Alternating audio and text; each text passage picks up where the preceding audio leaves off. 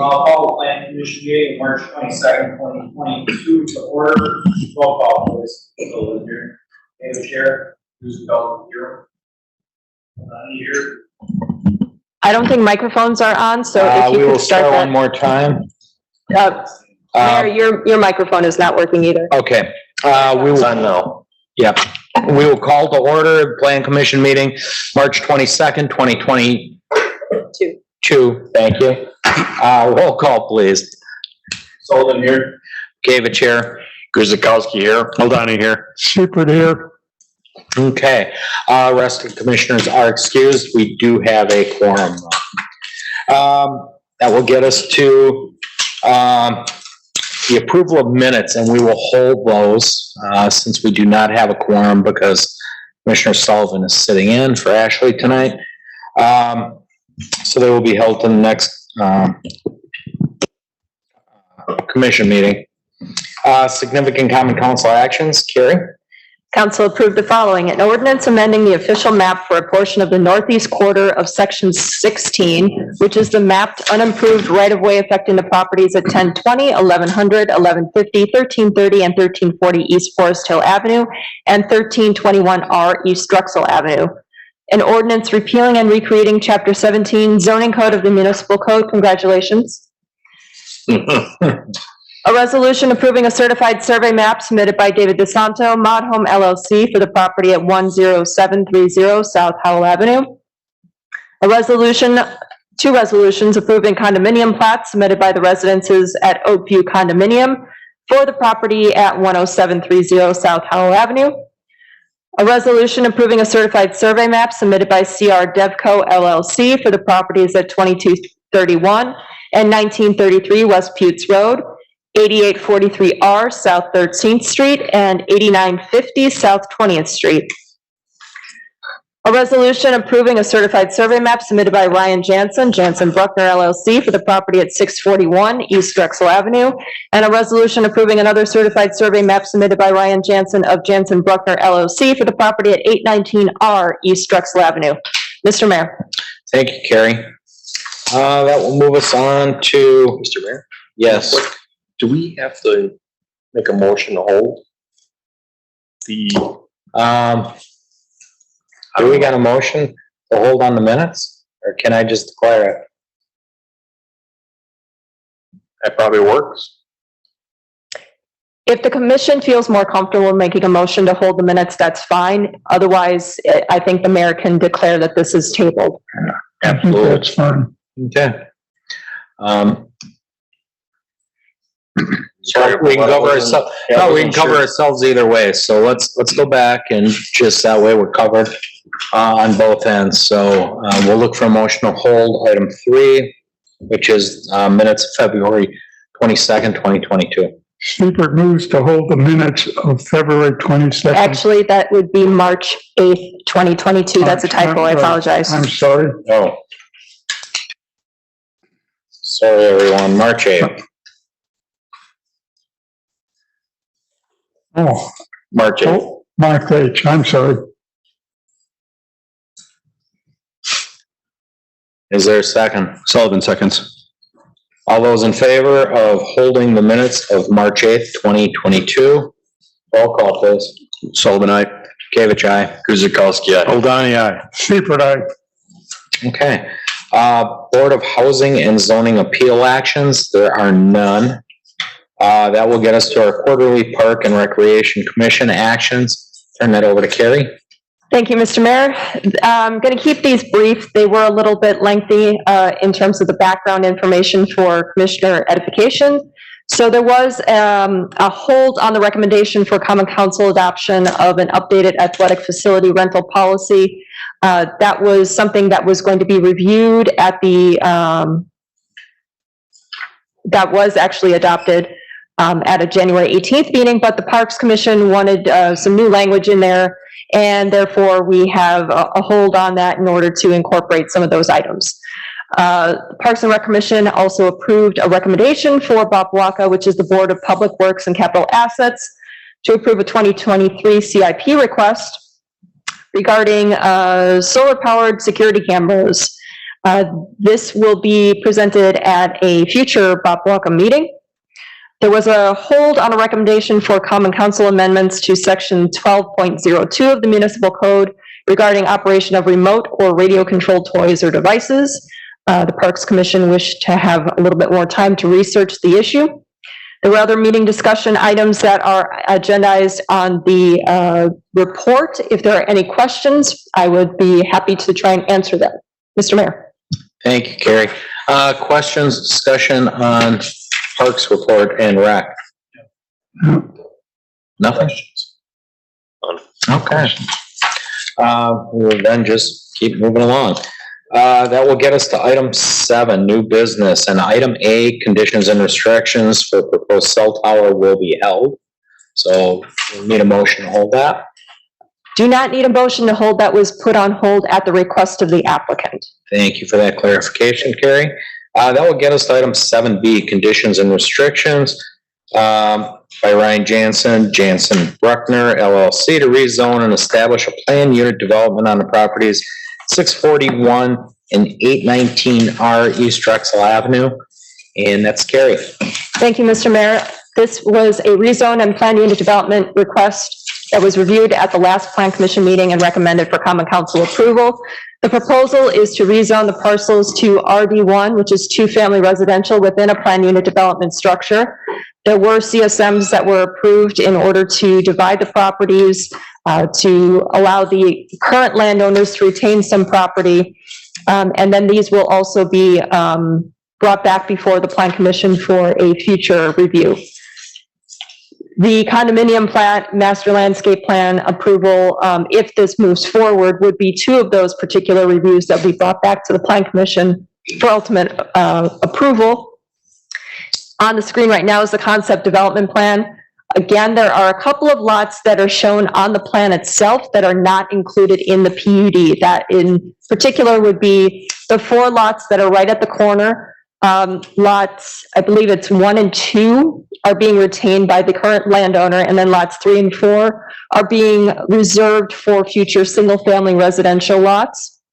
And this particular lot that is right along Drexel Avenue is being retained by the existing landowner of that property for future single-family residential. Otherwise, everything that is shown on the screen in the conceptual development plan, with a few minor adjustments that staff is working with the applicant in order to achieve, this is what's being proposed. And for just a reminder, these are the concept elevations for the single-family side-by-side duplex condo situation. These are the models that will be allowed as part of the PUD. There are 2 more models that are forthcoming that will be incorporated into the conditions and restrictions for council consideration. The change has to do with the orientation of the garages as an option to have a side entry. So that'll be something that will be incorporated into the conditions for the next step if this moves forward. Turning down to the conditions and restrictions, Section 1 clarifies that the planned unit development only includes the condominium lots, the side-by-side structures. They do not include the single-family residential lots. Section 2 identifies the 4 models, which will be upgraded to 6 once we've received those other 2 models. The development agreement will be required for the public infrastructure, including the roads and the utilities. And then a master landscape plan for the entire development will be required to be reviewed and approved by the Plan Commission. Section 3 states that there shall be a maximum of 33 single-family attached buildings and a maximum of 66 single-family attached units, and each unit shall have an attached garage. Garages are listed in the conditions and restrictions as being per the new zoning code. The zoning code goes into effect tomorrow. And my understanding, after we've had several conversations with the developer, the units were actually designed in order to meet the new code standards. Exterior building materials are also per the new code, and those models would be incorporating those approved materials per the code as well. Those are included in the conditions and restrictions. Since this will be a condominium, there are some there's a section in here under 3D regarding deed restrictions and condominium bylaws. That condo plat with the declaration and bylaws would be brought back before Plan Commission and ultimately Common Council review. Under Section 4, those are stating the parking and access requirements. Each residential unit shall have, at minimum, an attached two-car garage in accordance with the previous section, and parking for additional vehicles on the driveway shall not obstruct the sidewalk or roadway, and driveway width shall not exceed 20 feet at the right-of-way, and that was per the engineering department's comments at the previous meeting. Lighting standards per the new code requirements are included in here as well. Section 6 just states that impact fees are going to be assessed for each unit per the code. Section 7 includes building and parking setbacks. Those building setbacks are per the PUD design and layout itself. Now, we discussed at the previous Plan Commission meeting that there were a couple of units that didn't quite meet the 30-foot rear setback requirement. So therefore, a modification of 5 feet was being requested. And that still is the case with these units. So that is the only setback modification that is being requested as part of the PUD is 25 feet to the rear instead of 30. And we specify in here also the setback requirements to the wetlands, which is 15 feet, 5 of which has to be undisturbed. And that is per the new code. Under Section 8, time of compliance, that's a standard 12-month time period in order to start. If that needs to be amended, we can ask that the plan unit development be amended. The developer can submit the application for such, or the Common Council can determine that a modification at that time would be allowable. The general development plan plus the models are also included as exhibits to the PUD. And if there are any questions with regard to the conditions and restrictions, I can certainly try and answer them. There is a suggested motion for approval on the screen for Plan Commission consideration. Mr. Mayor. Great, thank you, Carrie. If the applicant's here and they'd like to say a few words, you're more than welcome to come up, or you can wait for any particular questions from the commission. Don't think they're with us, are they?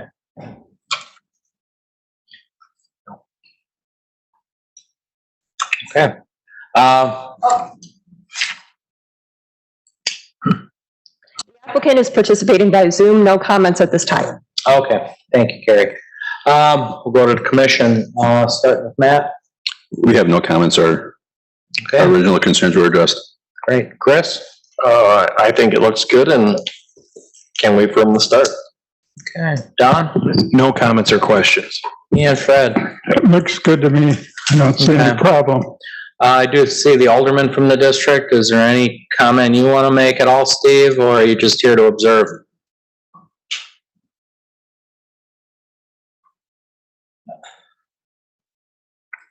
Just briefly, Mayor, thank you, Alderman Kirkowski. The only comments from any residents I've had regarding this development was potential flooding issues. So I raised that at the last council meeting. I wasn't going to raise it tonight, but that's the only comments I've had, potential flooding issues. Thank you. Great, thank you. I myself also don't have any comments going forward as, again, Carrie? Mr. Mayor, just wanted to let the Plan Commission know that I did receive a voicemail from a resident a little bit to the east of this proposed development. Did inform the developer that I received the comment as well. Vehemently opposed to the development due to the presence of wetlands, floodplains, and potential increase in traffic for the development and the increase in traffic seen on Drexel Avenue overall from various developments that were cited in the voicemail. That was the voicemail. I did not have an opportunity to respond to that residents' voicemail, but they are aware of the meeting. And the reason that they did not receive direct notice is because they were outside of their 300-foot notification area. So they found out about it from neighbors who did receive that notice. Okay. Did I hear you correctly? They're east, isn't that the park? East and north. East. So on the north side of Drexel Avenue. Oh, okay. Thank you. Okay. Yeah, I myself don't have any concerns neither. The engineering and the flood and the water management will come through engineering through the steps Kerry talked about at council just last week, so. Seeing no further discussion, motion. Soldani moves that the Plan Commission recommends that the Common Council adopts the conditions and restrictions as part of the plan unit development submitted by Jansen Bruckner LLC for the properties at 641 and 619R East Drexel Avenue after a public hearing. Just a correction, it is 819R East Drexel Avenue. 819R East Drexel Avenue as Separate amended. seconds. Roll call, starting with you, Matt. Sullivan, aye. Kavich, aye. Guzekowski, aye. Soldani, aye. Super aye. Okay. Moving on, gets us to 7C, consideration of conditional use permit requested and submitted by Jacob Dorse, Leo's Playland LLC, doing business as Central Barco Creek for an amendment to the existing conditional use permit to allow up to 80 dogs within an existing facility at any given time on the property at 1075 North Branch Drive. Jack? All right, thank you, Mr. Mayor. This is a request to amend the conditional use permit at the property shown on the screen. The current zoning of the property is M1 Manufacturing District. The applicant is requesting to amend the conditional use permit originally approved in 2006 to allow a maximum of 80 dogs on the site at any given time. Currently, 43 dogs are allowed on site. To accommodate for the proposed increase in dogs, the tenant Central Bark repurposed the break room and trainer's office for additional kennel space. While the applicant is requesting a maximum of 80 dogs, the facility will have capacity to fit 85 dogs. Dogs will be housed in cage banks of varying sizes. Cage banks are stackable stainless steel kennel spaces. There will be a total of 80 cage banks. Additionally, there will be 5 luxury dens to house larger breeds of dogs. As plan commissioners may recall, in 2018, a similar conditional use amendment for an increase in boarding capacity was passed in 2018 for Camp Bow Wow. In that amendment, Camp Bow Wow utilized more traditional kennel spaces, not cage banks like the Central Park proposal. The cage bank kennels and luxury den kennels do meet the city's kennel spacing requirements found in Chapter 7 of the Municipal Code. And hours of operation, the number of employees will remain the same for Central Park. On this screen, you'll see the proposed configurations. These are the proposed cage banks. The applicant intends to utilize 2 different sizes, 3 B-size kennels and 2 E-size kennels. The B-size kennels will be used to house smaller breeds of dogs, and they measure approximately 24 inches in length by 25 inches in width and 22.5 inches in height. The E-kennels will be used to house medium-sized breeds of dogs. The E-kennels measure approximately 36 inches long by 25 inches wide and 31 inches high. Both kennels and the proposed configurations are shown at the image on the right. These measurements do need to be confirmed by the applicant, however. And these are the proposed luxury dens. These measure 3 foot by 7 foot. And here's the proposed floor plan showing the reconfigured spaces. With that being said, there is a suggested motion for the Plan Commission to consider. Great, thank you, Jack. Before I go to the commission, Central Bark, any comments or you want to wait on questions? We'll wait a minute. Okay, thank you. We'll start off. Chris, you want to start us? I don't have any comments or concerns. This looks good. Don? No, nothing for me either. Fred? Yeah, I just have a question about parking for people that are dropping their dogs off. Do you have parking identified? So that Sir, we'll need your name and address for the minutes. My home address, You can use the business. Jacob Dorst, 1075B West North Branch Drive, Oak Creek, Wisconsin, 53154. We have a pretty big parking lot. It holds a good number of cars just outside the front entrance. Oh, it is identified parking spaces for people Yes. and Yep. handicap also? I believe, yes. Yep. Okay. Thank you. Yeah, thank you, Fred. Matt? I have no questions or comments, thank you. No, my only comment is, we try to do consistency here and we had a another doggy daycare come through here a couple years back, and we really struggled with the dogs, and we went back and forth and the whole thing, and this really fits consistency with what our decision was concerning the other one, square footage and number of dogs, things of that nature. So, very happy with it being consistent, so. Mr. Mayor, just want to let Yes. everybody know that there are some amended conditions and restrictions that are part of the conditional use permit. They've been updated a little bit from what was approved back in 2006 to kind of more conform to what our standard conditions and restrictions document is. So under 3F, that states that no more than 80 dogs will be at the facility at any given time. If there is a request for 85 dogs per the information that was presented by Jack, that would be something to amend in your suggested motion, and that would be incorporated into the conditions and restrictions. No changes to the hours, no changes to the building or parking setbacks. Lighting is just in conformance with code requirements as amended. Parking requirements in accordance with code as amended. The duration of the conditional use permit is 10 years. And we've seen that as kind of a standard that we are proposing for quite a few conditional use permits. Just letting everybody know that those are incorporated into the conditions and restrictions that are for your consideration. Thank you, Carrie. Very good points. Appreciate that. If there's any further discussion on that.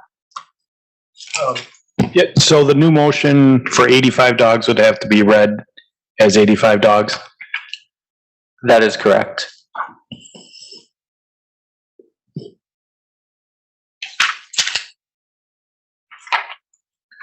Okay. All right, we'll go to motion.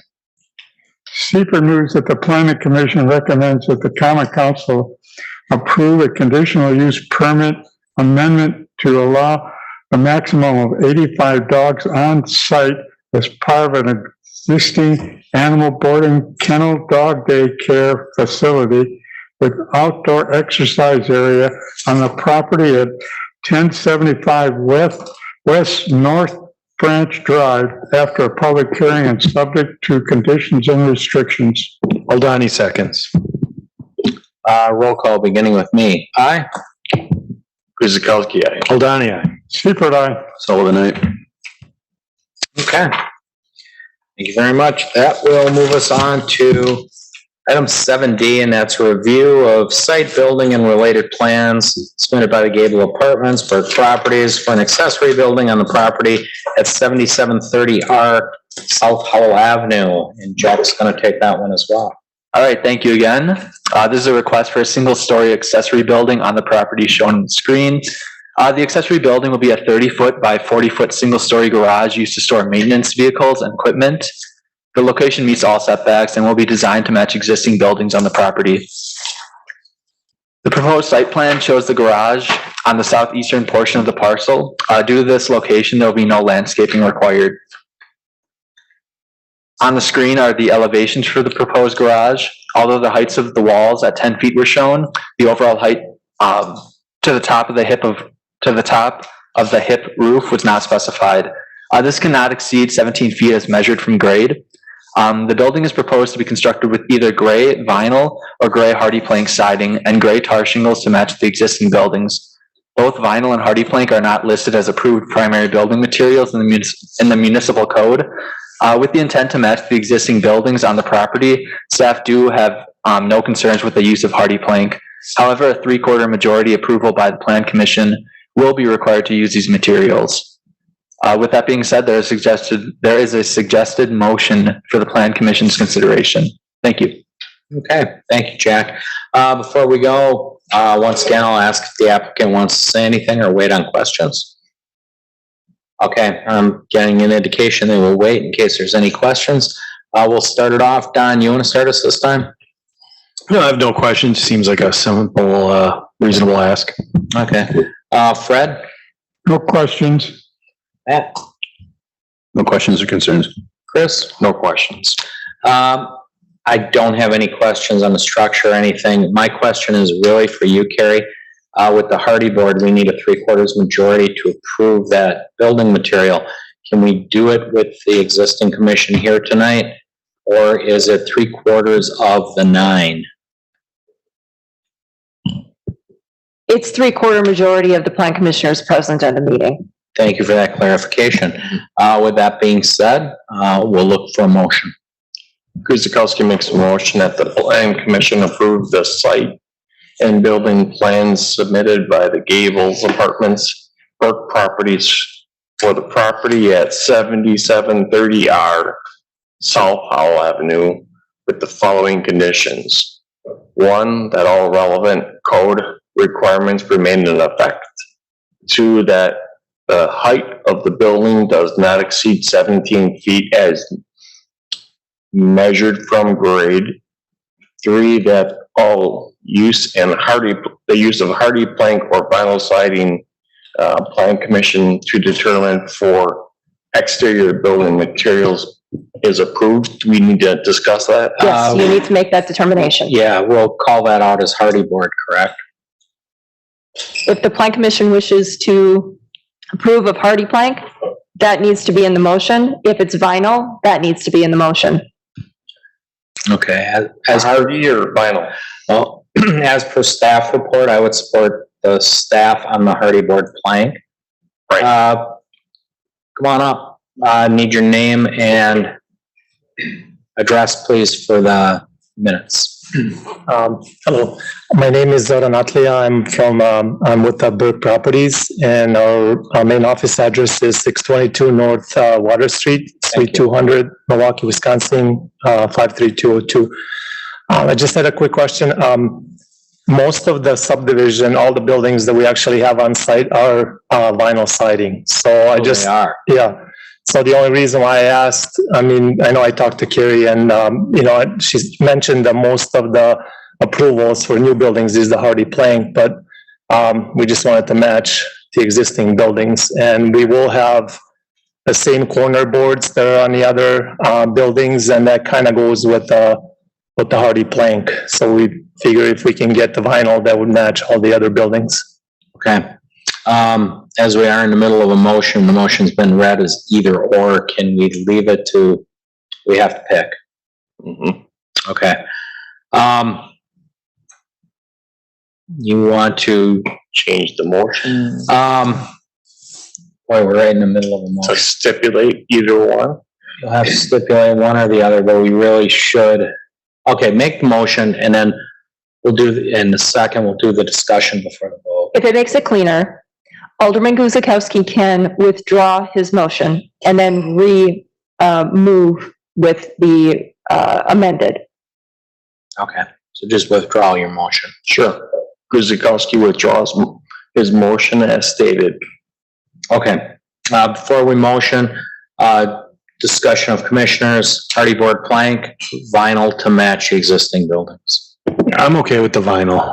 If it's existing and matching, I see no reason why they shouldn't use it. I would agree. I was following staff with the hardy board, but that's okay.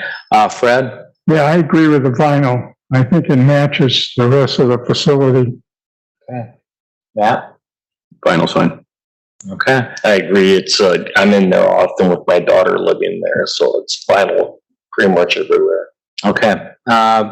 Please restate, in the next motion, specify the vinyl. Okay.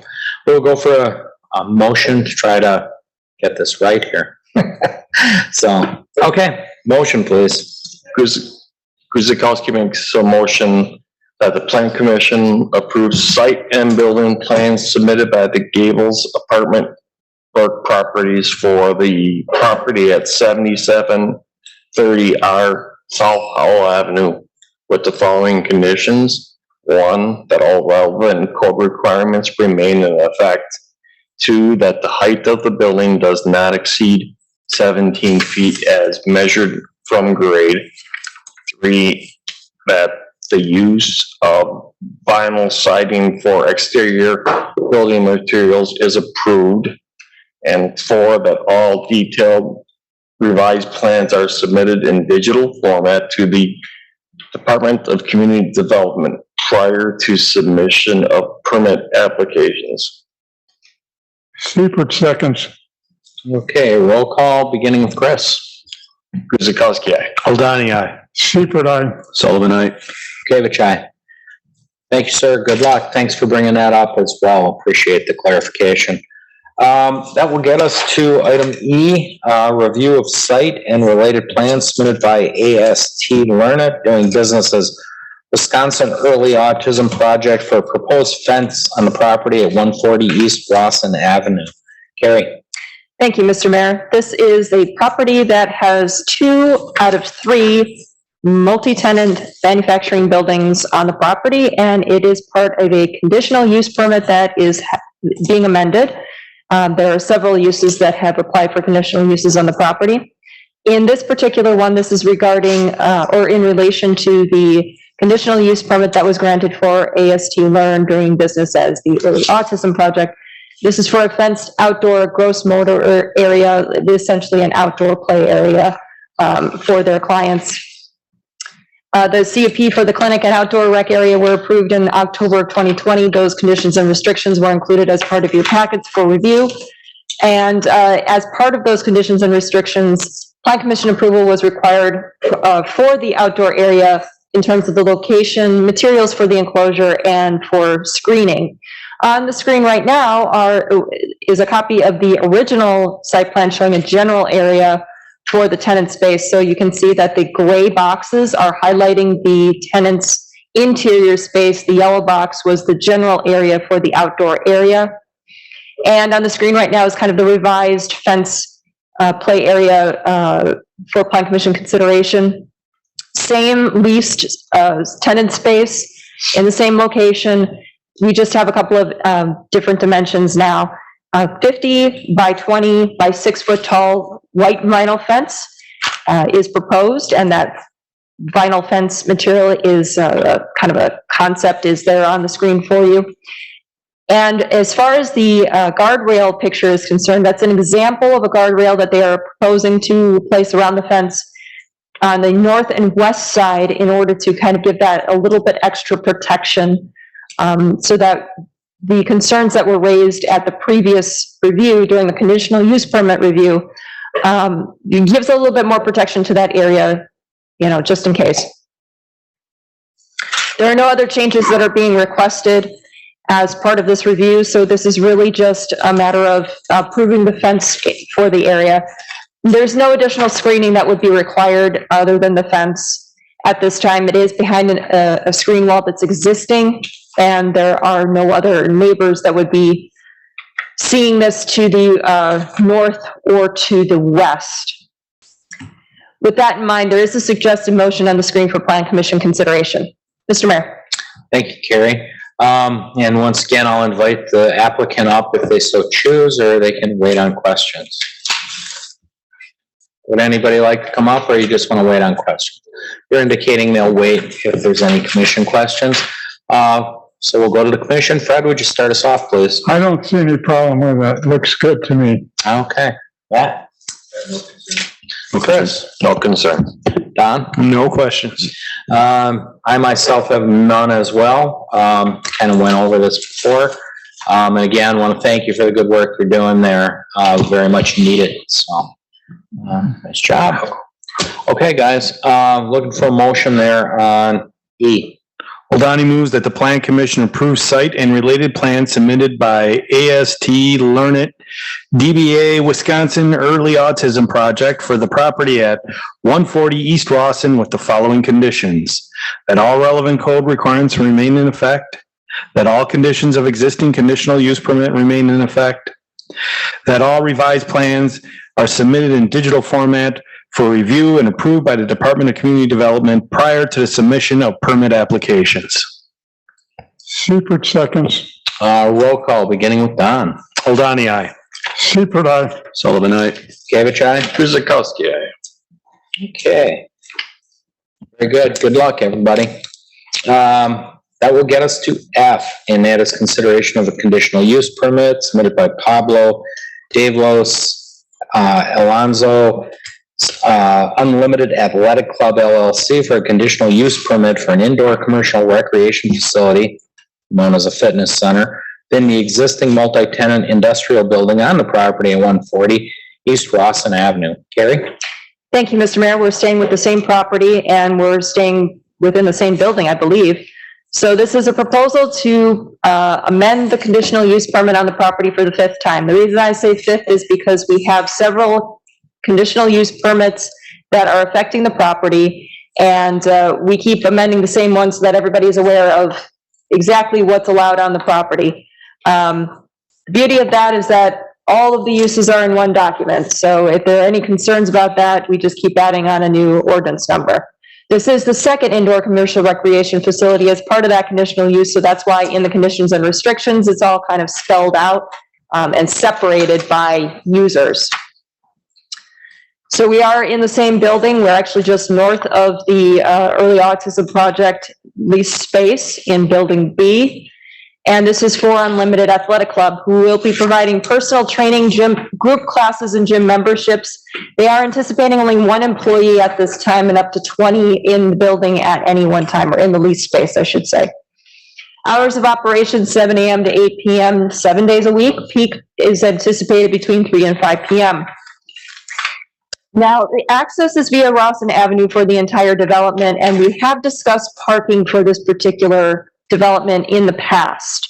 The development itself was intended to provide somewhere between 270 and 290 parking stalls. It kind of ebbs and flows a little bit with exactly how the building's laid out, exactly how the parking was arranged. Building A, I believe it was Building A, one of the buildings on the far west side, whether it be A, B, or C, I can't remember, that building has not been constructed. So the parking that is on the site right now is being shared by the 2 buildings. And as part of a previous review, the landowner had indicated that there were 95 parking stalls assigned to Building B, and there were 95 parking stalls assigned to the other building.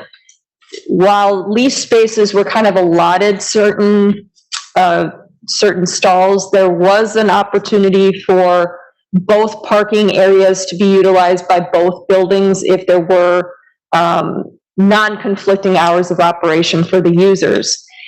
For this particular tenant, there's assigned 7 stalls and they can utilize up to 21 stalls. Now, whether or not that's during peak hours or if they're allowed to use parking stalls on the property that are just available when other users or other tenants are no longer there, that's something that would actually have to be managed and coordinated with the landowner or the property management company. The minimum parking requirements for an indoor recreation facility like a gym, 1 stall for every 4 patrons and 1 for every peak employee. So that's about 6.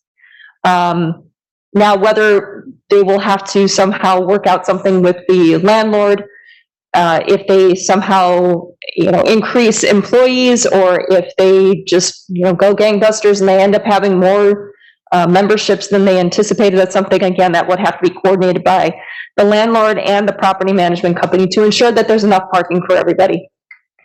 On the screen is just an idea of what the overall space layout looks like at this point, about 5,600 square feet for the lease. And on the screen is the suggested motion for consideration. Mr. Mayor. Thank you, Carrie. And once again, I'll invite the applicant if they choose, do a brief synopsis. Would anybody like to? They're indicating no, they will wait. So we'll go to the commission. Fred, would you start us, please? No questions at this time. Okay, Matt? I have none, thank you. Chris? I have none either. Don? None for me, thanks. No, none for me either. I guess my only comment would be, as Carrie stated, for building owners, maybe, we want to get this together so we ain't coming back here on conditional uses all the way around and go to a different zoning on it.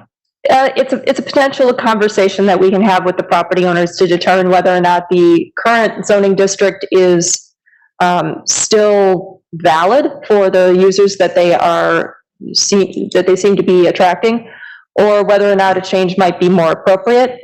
We could have that conversation offline. Just turning to the conditions and restrictions, just so everybody is aware of what's changing under section 3A. 2 clinics, 2 indoor recreation facilities for tender touch therapy and Unlimited Athletic Club are allowed in addition to the 2 outdoor recreation areas. Under B, that's separating Building C for Tender Touch Therapy, their clinic and outdoor recreation area, and their indoor recreation facility.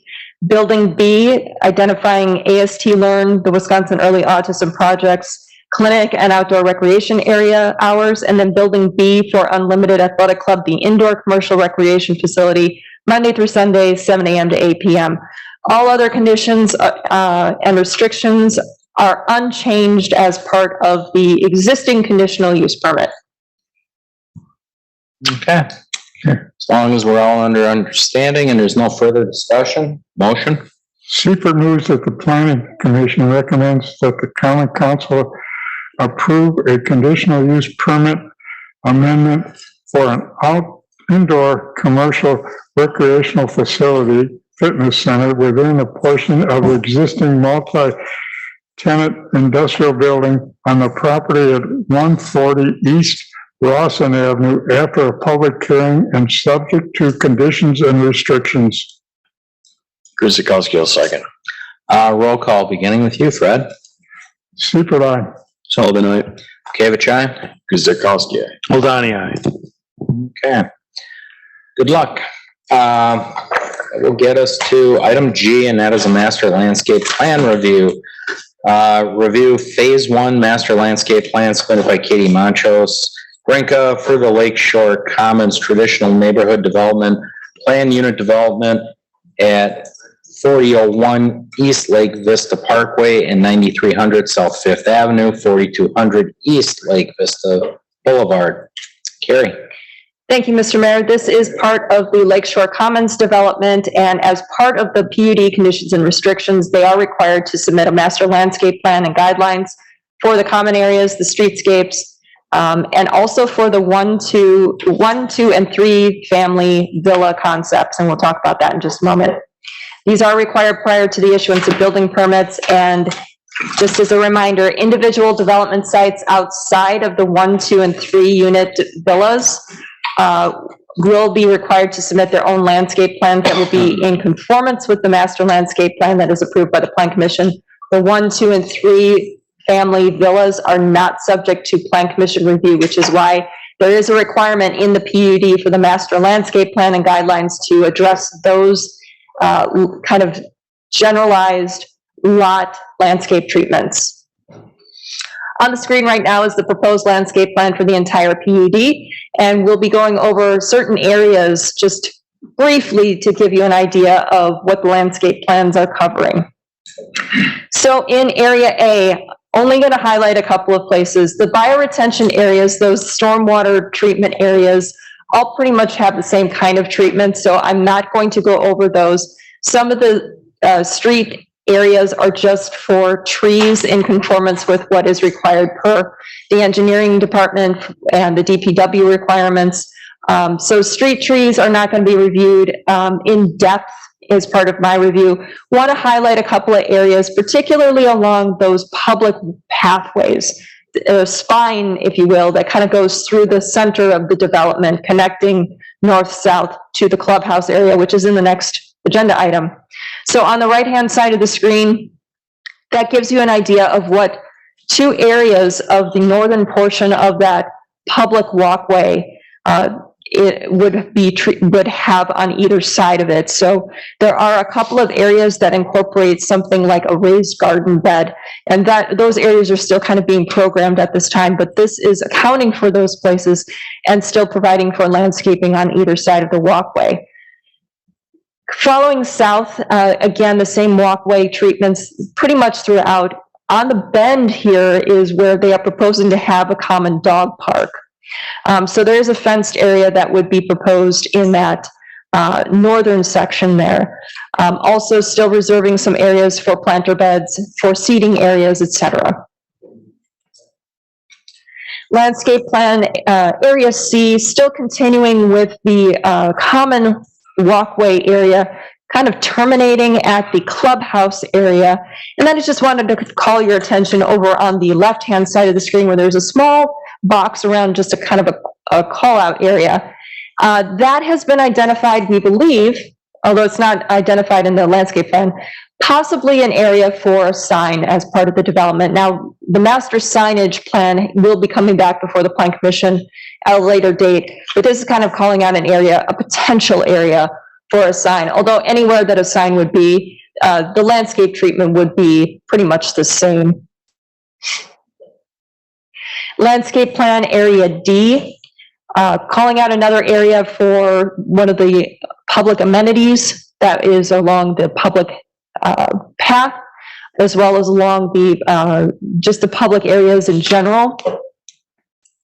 Again, another potential location for a sign. Landscape plan area E, not much going on here because this is on the southern side of the existing Lake Vista Park. That landscaping is not incorporated as part of this, but you do see 2 bioretention areas, and there are some amenities that are just off the screen here that are to the south in landscape plan area F. The call out area on the kind of the northwest corner of the image on the screen, still slightly being revised. City's working with the developer to determine exactly where the amenities are going to be. So that might change slightly. Again, bioretention area is pretty much the same kind of treatments. Street trees shown throughout. And then finally, landscape plan area G. This is where the 1, 2, and 3 single family villa concepts are. So these are 1, 2, and 3 attached, single family, but in an attached unit concept. So these are pretty much incorporating just street trees and then bioretention treatments as well. But this is a big concentration of where those individual, I guess, generalized lot treatments should be as part of the update to the master landscape plan. With that in mind, there is a suggested motion for approval on the screen for Plan Commission consideration. Now, this is slightly changed from what was on or included in your packets due to the fact that we are still recommending, per the PUD, that we incorporate the landscape areas for the single family and what's called out as multifamily villa. That's the 1, 2, and 3 family attached concepts, because those do not come back to the Plan Commission. So those do need to be part of the master landscape plan at some point. And because we have a revision, then the standard kind of revised plan requirement to come back to the Community Development Department. Mr. Mayor. Thank you, Carrie. Before we go, we'll see if the applicant would like to come up, indicating no. Boy, I'm just running the table on that tonight. We're just blowing right through here. So with that, we'll go right to the commission. Matt. We don't have any concerns. They actually addressed a lot of our issues and concerns in regards to our environmental protection out there. So we appreciate those efforts from the developer. Okay, thank you, Matt. Chris?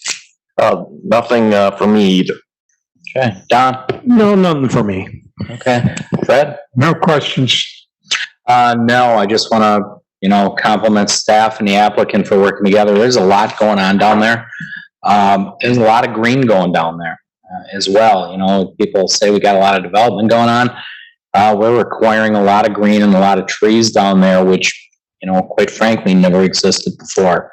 So, appreciate all the efforts going forward, and also working with our staff to identify the single family, the multifamily, and the villa type housings going forward. Appreciate that. Now, to clarify, that might be in the guidelines, but the plans themselves should just have at least a concept showing what we're looking for each of those, because the master landscape plan just doesn't show it on a case-by-case basis, and we understand those lot layouts, they may change slightly. Just need to make sure that we still have treatments for each of those layouts, and they can be generalized just so that whatever gets placed on those will end up being condo lots.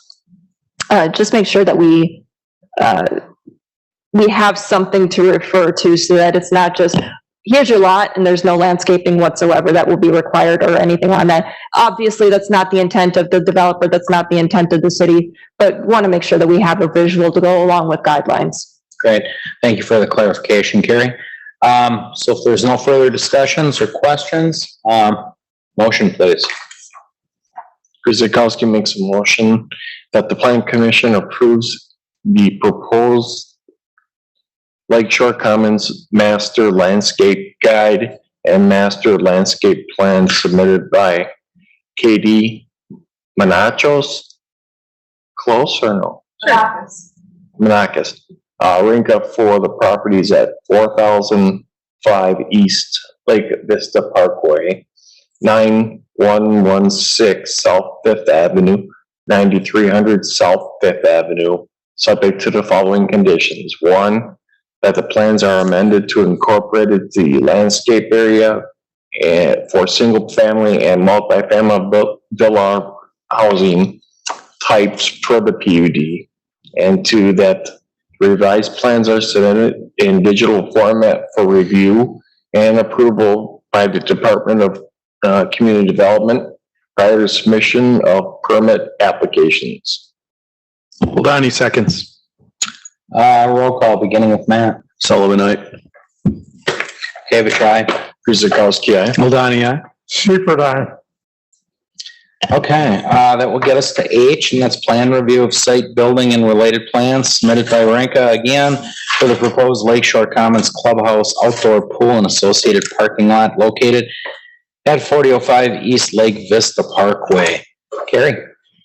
Thank you, Mr. Mayor. We're still sticking with Lakeshore Commons, and this is part of the traditional neighborhood development PUD. The proposal is for the clubhouse area and only a portion of it. The building itself, the pool, the patios, and the parking area. There is an area reserved on the west side for future ball courts and a playground. And if we turn our attention to the site plan, right in the center, and that was a strategic location to serve the entire development. That's the area of the proposed clubhouse area. It is part of phase one, which includes the public infrastructure, multiple housing types, and associated amenities. This is a roughly 4,654 square foot clubhouse. We did not include on the screen the floor plan, but that was included in your packets. And you can see that there's parking on the north, clubhouse to the south, swimming pool to the west, and there are two patios. One is considered a private patio that's attached to the clubhouse, kind of separated a little bit by a glass and aluminum railing system, and then a public patio that would have a covered area with string lights.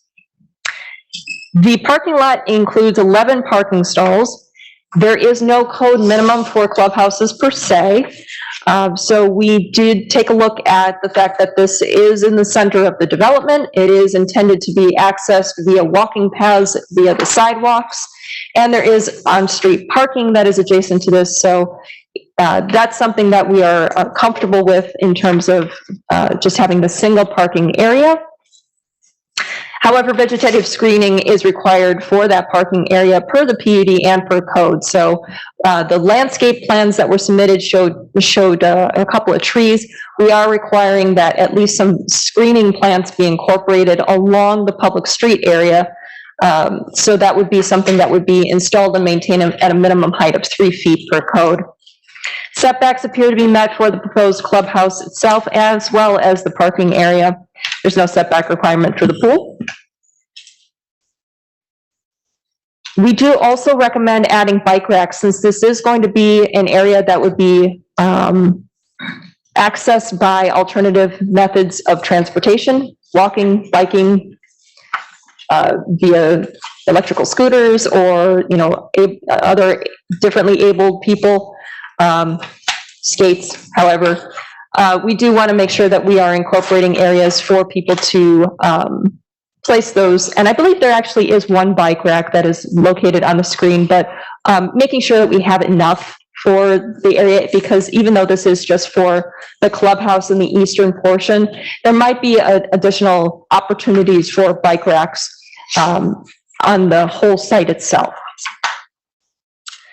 Exterior building materials for the we'll go into landscape plans real quick. So we do have a couple of areas that we want to talk about with the landscape plans before we go into building materials. So on the north side, they are showing some bushes. That's kind of buffering to the one of the public streets on the north. And then there are 2 trees that are shown on here. But again, those are the 2 areas that we want to make sure we beef up a little bit so that they are screening the parking a little bit more from the main north-south public street through the development. There is a trash enclosure that we'll be talking about in a little bit, and some additional landscaping around that as well. And then in the yellow, that's around the pool. The pool is going to be enclosed by a fence as well, but the landscaping around it softens it a bit, provides a little bit of a buffer and a little bit of a nicer amenity for those who are using the pool and patio areas. And then finally, surrounding the building, some landscaping is proposed at the base, and kind of stretching out into the public lawn area. Now we'll talk about the exterior building materials for the clubhouse, and we are looking at 4-sided architecture. So the PUD requires high-quality building materials, and those high-quality building materials are spelled out quite specifically. What's proposed for the building are brake metal panels, fiber cement panel siding, and those are in black and tan wood look, aluminum storefronts, thin brick masonry veneer, board form finished concrete, and that's really just for a couple of areas where the elevation changes a bit, showing a little bit of the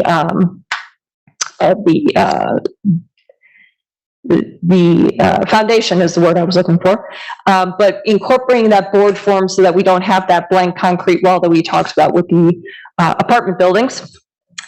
The entire building will be incorporating a standing seam metal roof. Now, thin brick is one of those materials that is called out in the elevations. However, thin brick was not included in the PUD as an approved material. Therefore, we have to go by what code requires, and that is standard modular brick. So that will have to meet the roughly 3.5, 4-inch depth requirement per code. We do not allow thin brick. The pool will be enclosed by an aluminum picket fence, and then we talked about how the patio area, which is, this is the elevation for the patio area, includes that glass and aluminum railing system. Getting into the renderings, giving you an idea of what the building itself is going to look like, 360 for you. This is the southeast corner, northeast corner, full east elevation. So this is what would be seen from the main north-south public road. This is the entrance. This is the north elevation showing you that patio area, which is private, extending out into the public patio area, which is just beyond, and the pool area. Now, we will need a couple of landscape plan revisions with regard to planting details, which for some reason, I think there was an error on the file because the landscape details, we could see just an outline of where they should be in the chart, but there were no details included. And then, of course, for the screening and some other areas that were identified in the report. One thing about the trash enclosure that's proposed in the parking lot, location is fine, screening is fine. However, as with other trash enclosures that we've required in the city, they need to be constructed of masonry materials. We cannot allow for wood or fiber cement materials to be utilized as part of the trash enclosures. Now, why is that? We have already experienced at least one enclosure fire with regard to the materials that were used, and that was in recent enough memory that we have been requiring masonry from here on, and in fact, code does require masonry to match the building. So we are going to be requiring that here as well. While we are recommending against having wood or wood products or fiber cement products for the gates, there's a little less concern for that as opposed to the enclosure itself. So that'll be something that we would look for as a revision to the plans. There is a suggested motion, one of two, on the screen for Plan Commission consideration. Mr. Mayor. Thank you, Carrie. And as usual, if the applicant would like to say something, you're more than welcome. Thank you. Katie Menakis, Rinka, 756 North Milwaukee Street, Milwaukee, Wisconsin.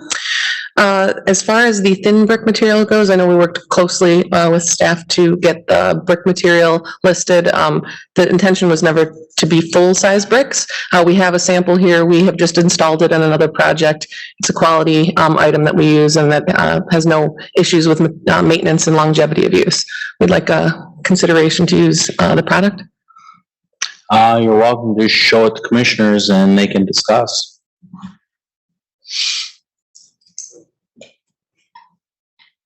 So staff's question, since that was not included in the PUD as being specifically thin, is what are the dimensions?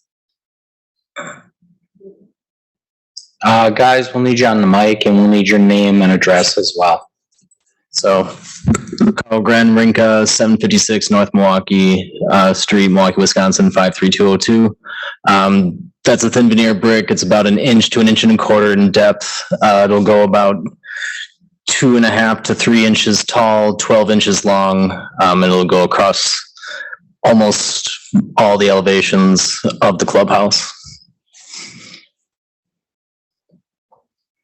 Okay. Okay. Is that it, Katie, or anything more? That's all. Okay, thanks. We'll go to the commission. Chris, you want to start us? I am not opposed to the thin brick. We just need to make sure we're adding dimensions in. Is that right, Carrie? Staff's concern is that there's nothing in the PUD that allows for thin brick. Now, I understand what the intentions were.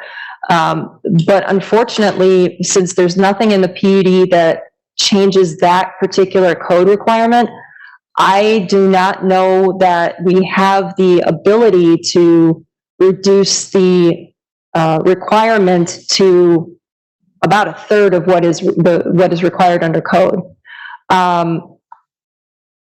So I would say that we eliminate condition number 2 in favor of having staff work with the applicant in order to see what needs to happen, whether that's a PUD amendment or whether we can find some other way of getting to a mutual agreement.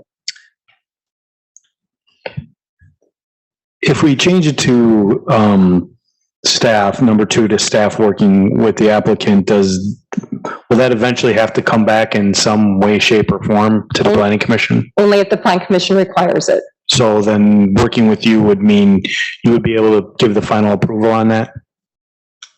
We would find a way to make we would find a way to come to a mutual agreement on the plans. Yeah, and I'm okay with that. I'm just kind of wondering if we're going to see it again.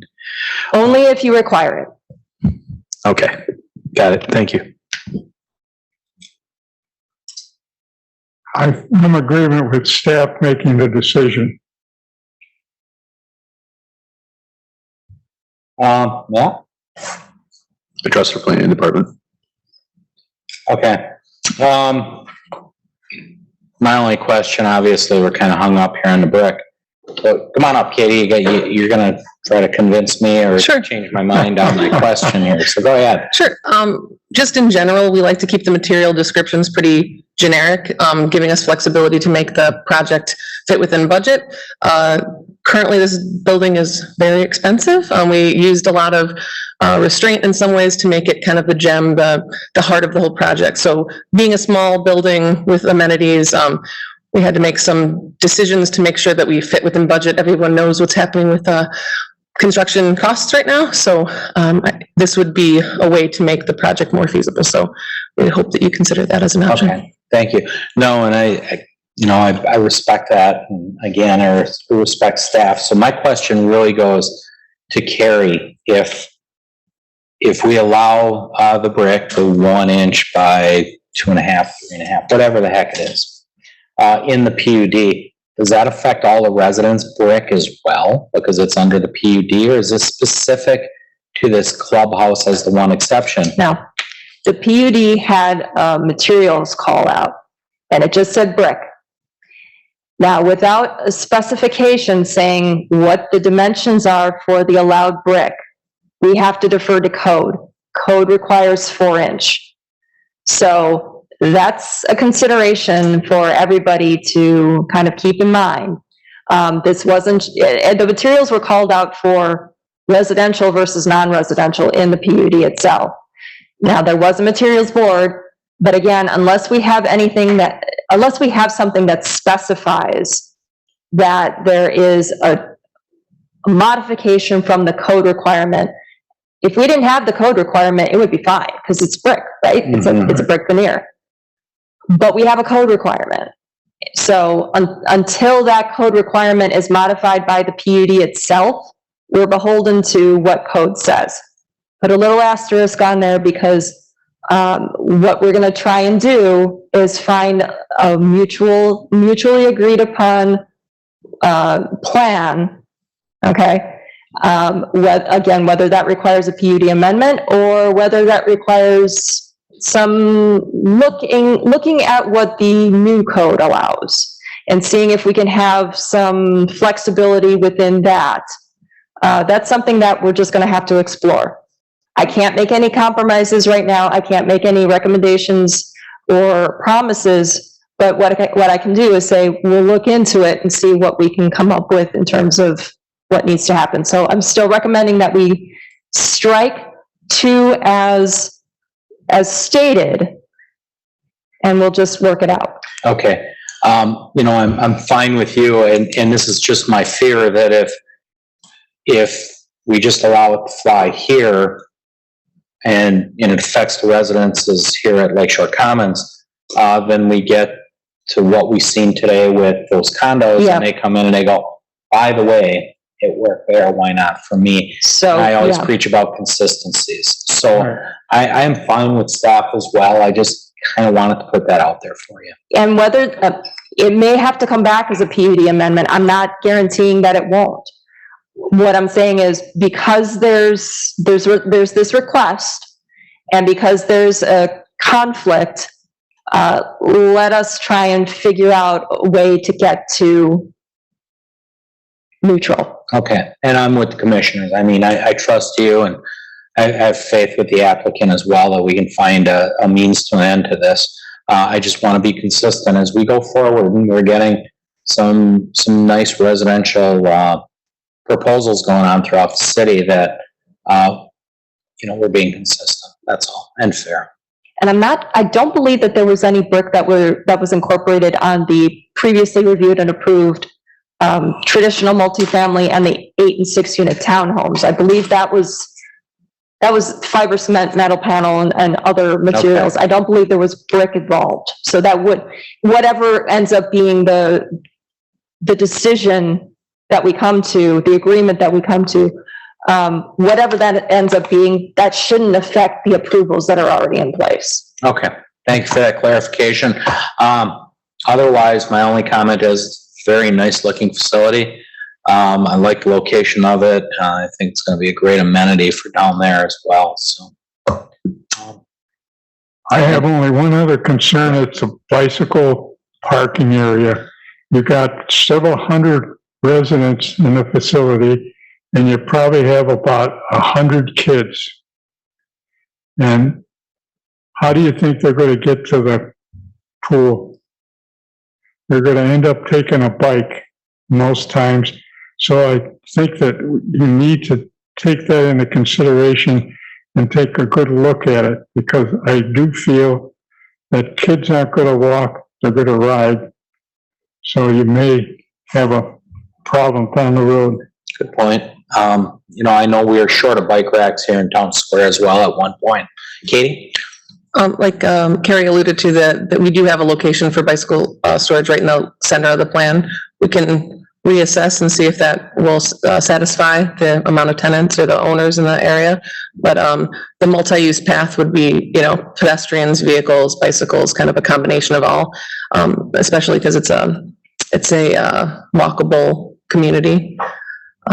So we think that what we've provided is ample for the development.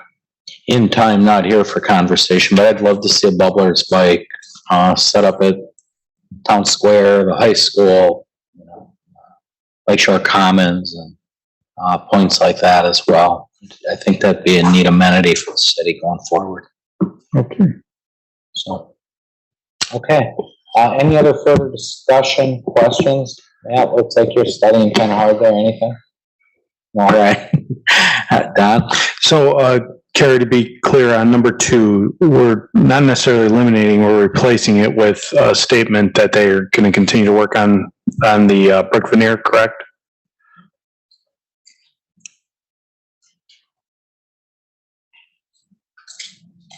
Trying to think of a way to craft that so that it gets at what we're trying to say.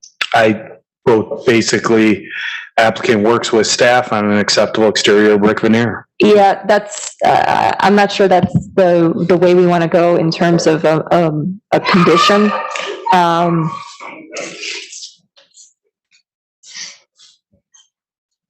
Give me 1 second. You know, I could leave it out temporarily. Temporary. And this, That's its own. yeah, no, no, staff make the decision rather than put anything in.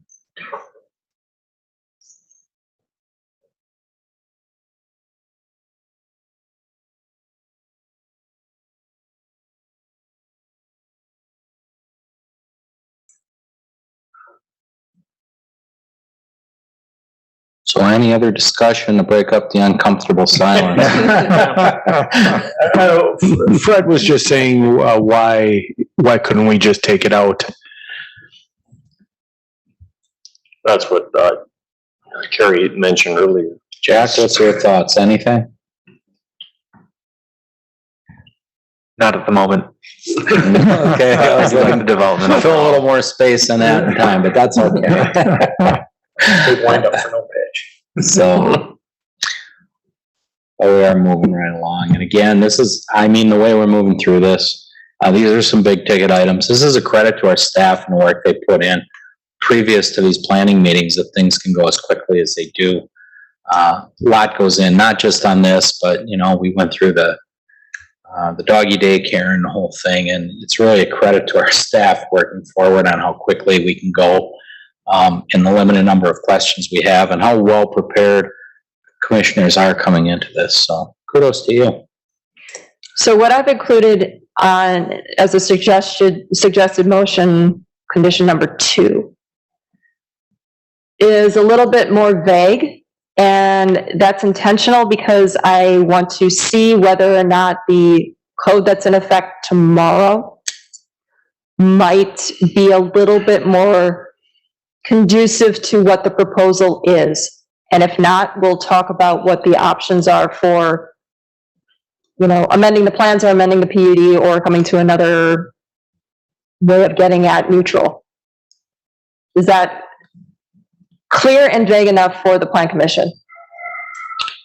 Yeah, I'm good with it. I mean, you guys write the conditions anyway, so if you would have came with this as is, we, be quite honest, wouldn't have known any better anyway, so I'm good with it like that. Mm-hmm.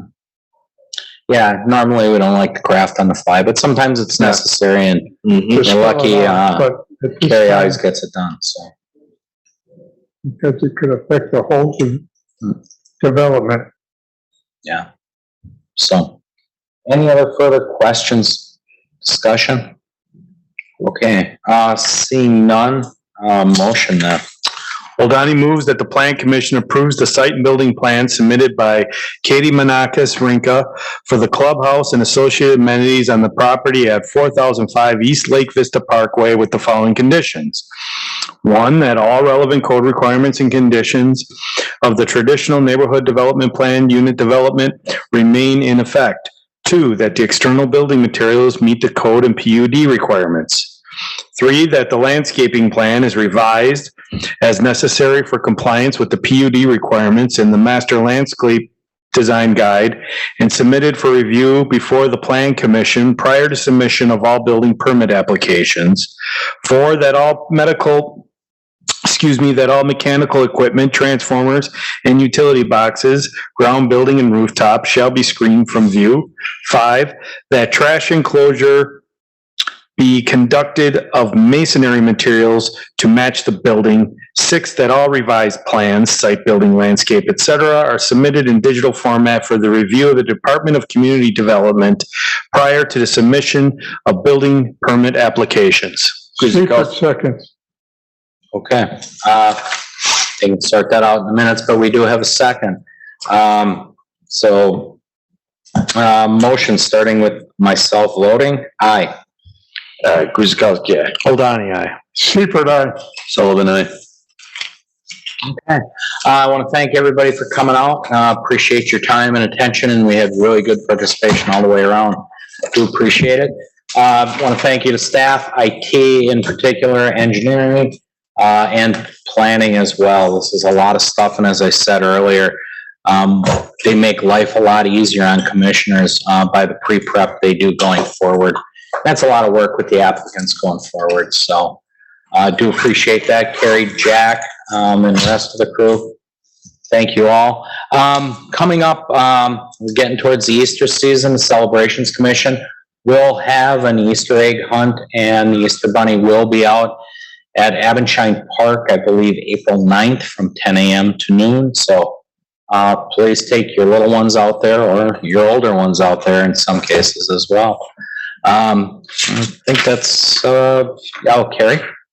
Just want to let everybody know that Common Council did approve of the zoning code update, and it was published, so it becomes effective tomorrow. There will be an effective document that will be posted to the website, so if anybody has any, curiosity about what is in the new zoning code, that will be posted. We are going to be working, and I apologize that we don't have anything kind of in the hopper at the moment, but we are going to be working to update our FAQs and our brochures, just, some general information for the public in coordination with that zoning code update. Process will not change. So, anything that gets brought before the Plan Commission now will continue to be brought before the Plan Commission with very few exceptions. So that's something that will be unchanged. What will be changing are a couple of the dimensional requirements for zoning districts, and of course what the uses are and what the standards are. So encourage everybody to take a look at that document once it is up. Although the draft document that was approved by the council is up for review right now. Basically what's going to be changing is it'll say adopted and effective. So want to get that out there, and if anybody has any questions, of course, planning staff will be on hand to answer those as best we can. Thank you, Carrie, and that is hugely important. And again, we thank staff a lot. They put a lot of time and effort into this, almost 2 years going over it, but the commission did too. So commissioners, if you haven't been thanked, on behalf of myself, the entire staff and the Common Council, thank you for all the hard work going forward. Obviously not as fun as an egg hunt, but more important. So with that, motion for adjournment. Seifert moves to adjourn the meeting at 7:15. And nobody knows what to do. Corello ain't here for the adjournment. Okay, is there a second? Guzekowski, second. Chris, you want to start us off? Guzekowski, aye. Hold aye. Seifert, aye. Sullivan, aye. Kevich, aye. All right, thank you, everybody.